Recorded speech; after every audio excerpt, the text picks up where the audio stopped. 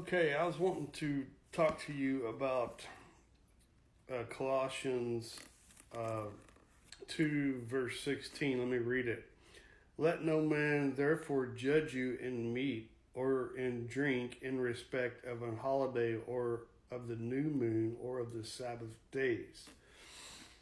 Okay, first we need to understand that Paul is teaching this, and we need to learn something about Paul.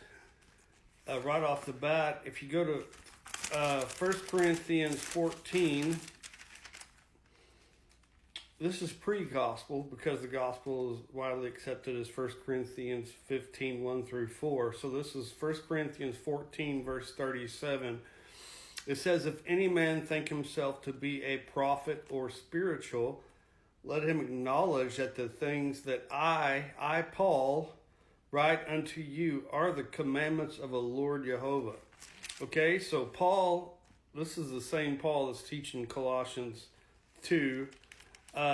He has this mindset that he's keeping the commandments of Jehovah. So he's teaching with this understood concept that you keep Jehovah's commandments. So going back to Colossians 2. So it says, let no man therefore judge you in meat or in drink or respect of a holiday or new moon or of the Sabbath days.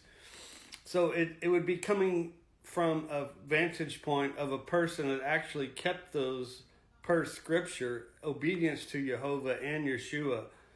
Father Jehovah changes not, and he made no mistakes in his word. And Yeshua Messiah, we see in John 4:34 and also Deuteronomy 18, was sent to teach the Father's commandments and what the Father wanted in the teaching of the Word. So Paul is saying here, if you're in the covenants with promise, as Paul says to be in Ephesians 2:11 and 12, which we keeping the Holy Covenant and the Rainbow Covenant. That's Ephesians 2:11 and 12, for hope with Jehovah, with a mindset of the Commonwealth of Israel, that, let no wicked man judge you, those that don't keep the commandments, that are scoffers and mockers. Don't let them judge you for keeping the Sabbath day correctly or eating clean meats, because this is what Paul is saying here. It's not coming from a vantage point of just do as you wilt, like the occult does. No, Paul is saying here, if you're doing things per scripture, don't let a man of wickedness judge you. You're supposed to rebuke your neighbor that's professing to be a believer for sin. This is Leviticus 19:15 through 18. The Father says, be holy. And that whole chapter is about being holy. So you rebuke your neighbor for sin, so that these people would get a rebuke from you. Now, it's also to be understood that it says, let no man therefore judge you, but let's look at this from the vantage point of the Father.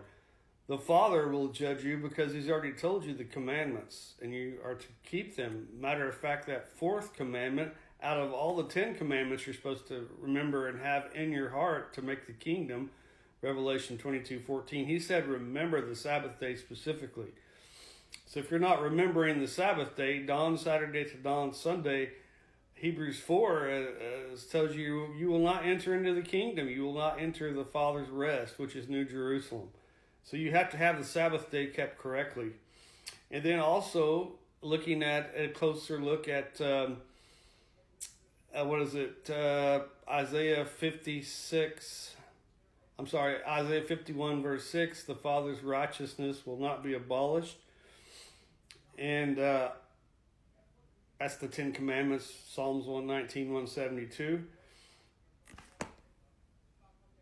And then you have here in Isaiah 52 verse 1, it says, awake, awake, put on thy strength, O Zion, put on thy beautiful garments, New Jerusalem, the holy city, for henceforth there shall no more come into thee the uncircumcised and the unclean.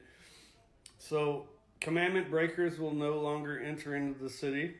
They will not go into the gate of Revelation 22:14, very narrow gate. Look at, what is it, 1 Peter 4. That's very narrow gate there. The righteous scarcely make it in 1 Peter 4.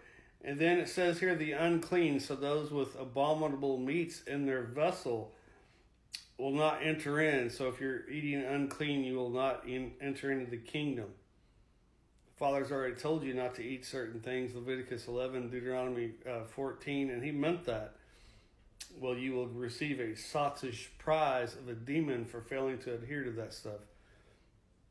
Mentioned in Leviticus 11. So remember, the Messiah cast out demons and devils into the unclean meats like swine because they could enter in. So if you have unclean meat inside of you, would you not be susceptible to catching a demon? I would argue that you are susceptible.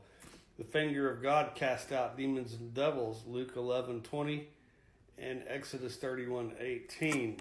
Anyway, I hope this study blesses you. You cannot just live loosely. You have to keep the commandments to live righteously. The commandments will help you enter in the right to the tree of life and enter into the city, which is New Jerusalem, heaven, where everybody seeks. Hope this blesses you.